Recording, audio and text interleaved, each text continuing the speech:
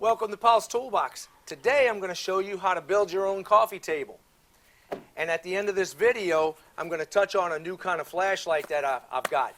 This was sent to me by eTech City, and it's really a cool flashlight.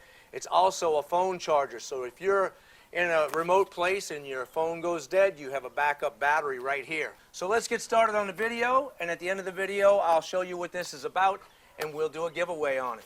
This is going to be a pretty simple table to make. Here is the top, and this is the most complicated part of it, and really this is not hard at all. You just need a table saw for it.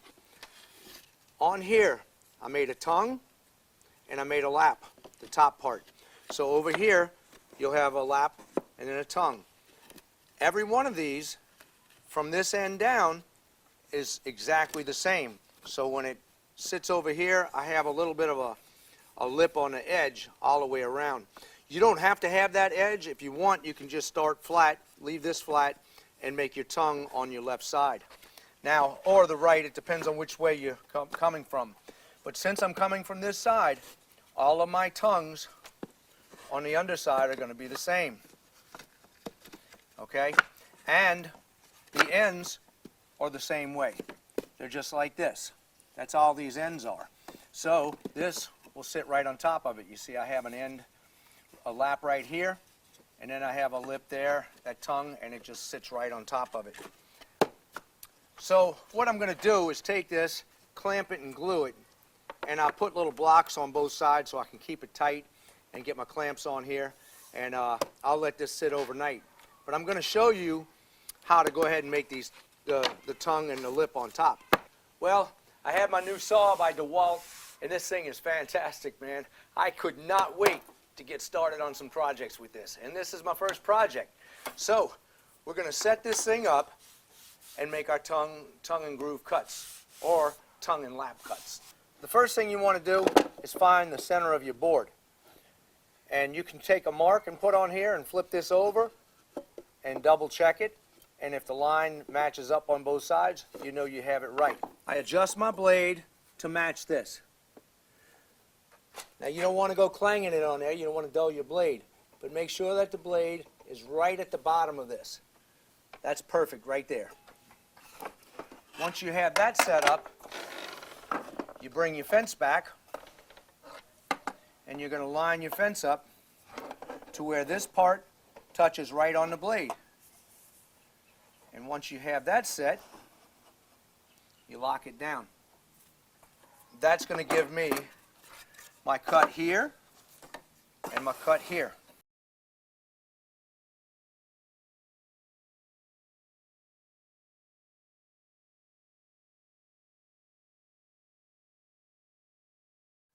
I set the smooth side, the face side, against the fence first, and I ripped these two. Now I'm going to flip it over and put the rough side against the fence, so I'll have the opposite cut for my laps.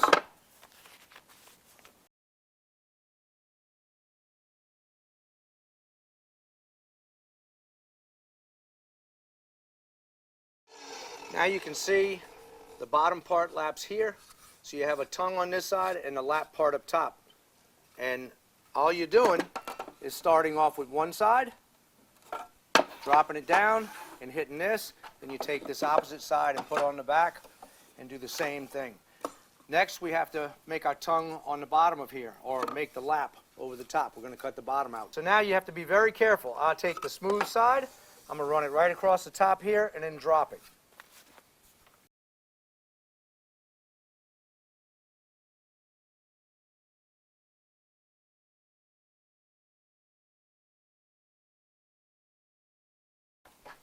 Make sure when you're going to make this cut, this second cut, don't stand right behind this because it will spit out kind of hard. And always wear your safety glasses. You see how easy that was? Now we have our tongue and our lap on each board. All you have to do is follow this in a sequence when you're cutting your boards.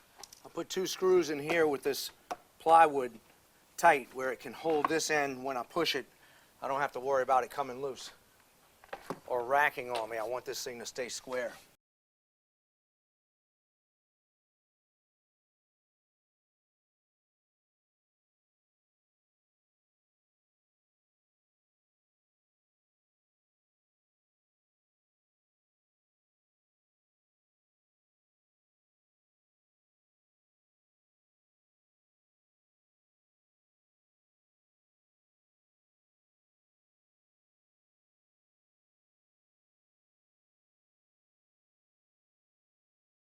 We're going to cut our frame first. So I need 2 of them at 38 inches and 2 of them at 20.5 inches. These are 1x6s.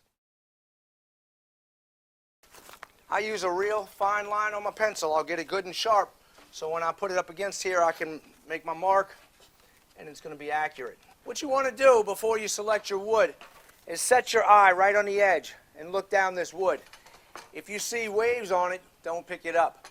This one has one side that looks perfect.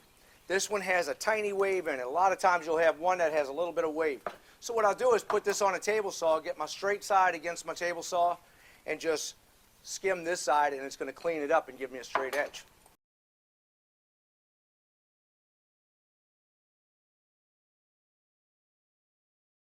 When you do this and you're barely skimming something, you need to have a pretty good saw. This one right here is excellent for this. I couldn't do this with my Ricalde, my older one. It had a little play in the arbor, and it would just kind of follow the board. On this one, everything stayed perfect, and I got a really nice cut.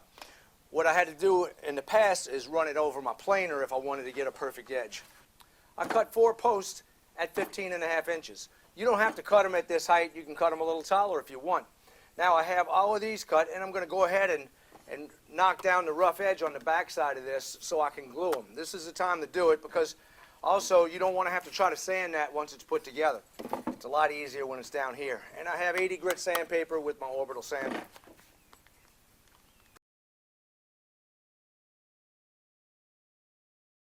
My 2 shorter boards will go on the inside. Make sure you use an ample amount of glue. And I'm going to use 1¼ inch nails on my 18 gauge nails on my airstrike gun.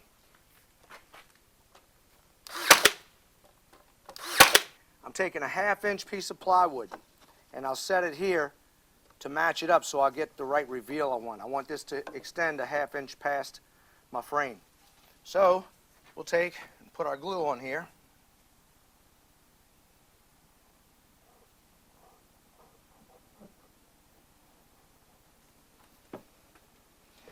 Make sure you get a square and set it in place before you tack all these together. You want to have this really square so it sits right.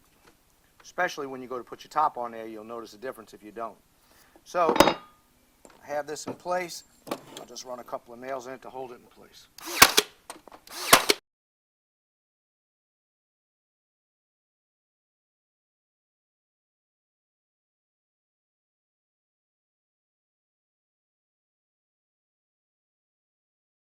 I had a piece of 1/2 inch plywood, and that's what I'm going to use for my bottom.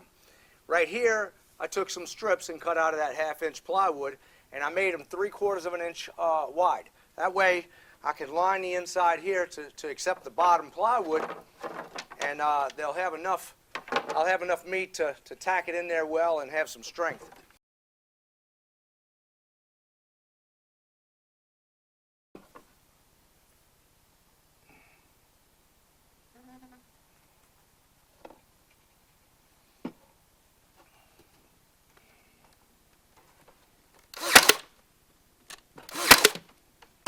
I cut 2 little blocks out of the 1x6s, and they're 2.5 inches in width. Extra glue will not hurt. Make sure you have a damp rag with you. You can wipe the glue off that way you don't want it.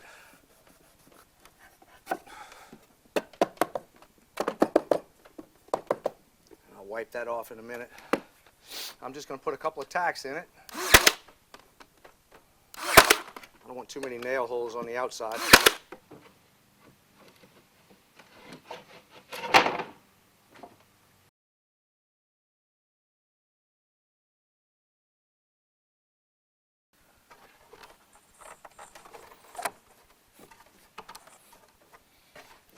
Nice and snug. Okay, just going to shoot it down. I'm reinforcing the top with 1/2 inch plywood. That's going to give it strength, because cedar is not a real strong wood.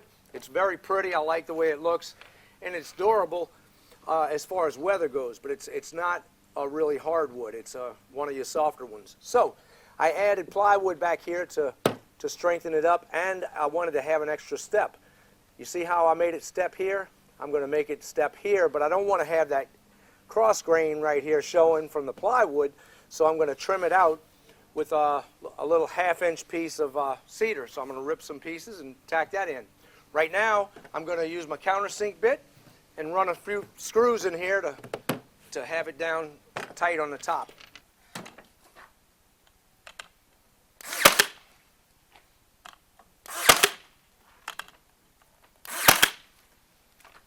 Okay, we're going to go all the way around and do the same thing.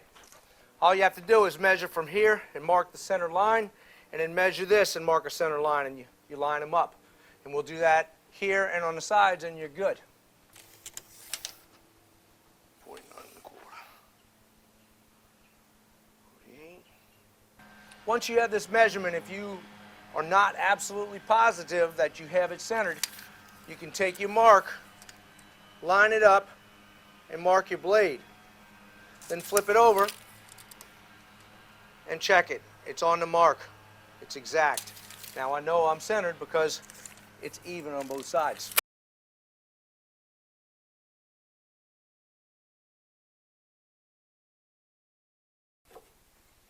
I'll take this end, and from my point, I'll go on a 45-degree angle.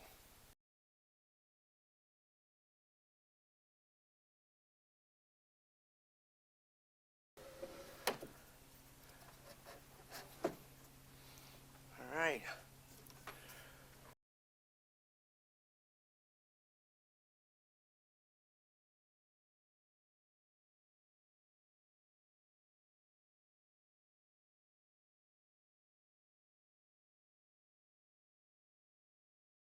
That was a nice little project, and I'm going to take and sand this down and get it ready for stain. That's going to be another video. I want to show you some different ways to stain this that you normally don't see.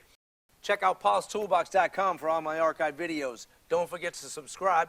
Hit like if you found this helpful, and I will see you on the next project. I'm starting a new program where I'm going to be giving away tools and different products. This is one that I showed earlier, and I'm going to be giving it away to Judy Schrader.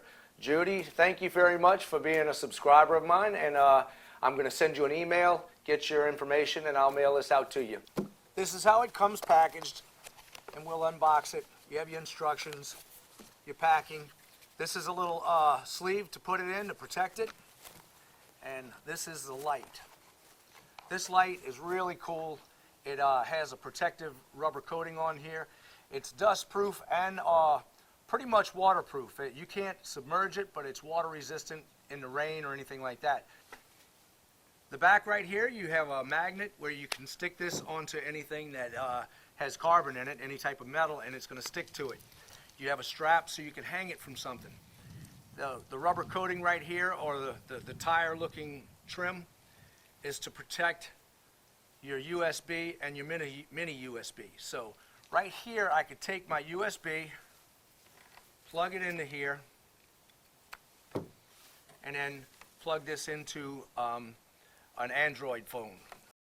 If you have an Apple phone, you will need your Apple cord. You plug this into the USB, and then you plug it into your Apple. And I'm going to show you that in a minute because I have the iPhone. On this side over here, you have your mini USB. So you would plug this into here, and then take this and put it in your computer, or you can put it into an adapter and charge it on the wall. The great thing about this is you can take this and plug it into your phone and recharge it if your phone goes dead. So if you're in the middle of the woods or whatever, camping or doing anything else, a lot of times I'm in an airport and my battery starts running dead, I take this and I can plug it into there and recharge my battery, and I don't have any problems. That's a fantastic feature. That's what really sold me on this. This has a number of features, and let me go over a couple of them with you. Right here, you have a little button to press that turns the lights on. And whatever color it lands on, if you want to save that color and keep it, like just say red, I'll press the button and it's going to lock on red. Now press it again and it goes to the next flashlight sequence. So you have 3 settings on here. It's pretty darn bright. It's 300 lumens on there. So it'll light up a room real well. You press it again, That's the highest one. You drop it down and it's off. Now, this right here is going to have a night light. If you just click it once, it turns into a night light, and you put it in a dark area and it's going to light up. If you take this and hold it down for a couple of seconds, you'll turn it off. So I'll hold it down for 2 seconds. That way it turns off and I don't have to worry about the night light coming on. So we'll flip on to a few things. If you take this and hold it down for 3 seconds, it's going to go into an emergency light mode, which is the red light that will blink. Let me show you that. So if you're stranded or if you're on the side of the road, you can set this up and you have an emergency signal, which is pretty darn cool to have. I really like this, this little flashlight. It's a great little flashlight to keep on you. The best feature on here to me is to be able to charge my cell phone with something rather than just a regular charger. I can take this in an emergency situation, plug it into my phone, and I don't have to have a problem with it being dead, which a lot of times happens when I'm in an airport or somewhere where I'm using it all day and I don't have access to plug it in. I can just set it right into this and I'm good. All right, I will see you on the next project. Don't forget to subscribe. Check out paulstoolbox.com, like I said, and sign up with that because I'm going to be doing a lot more giveaways.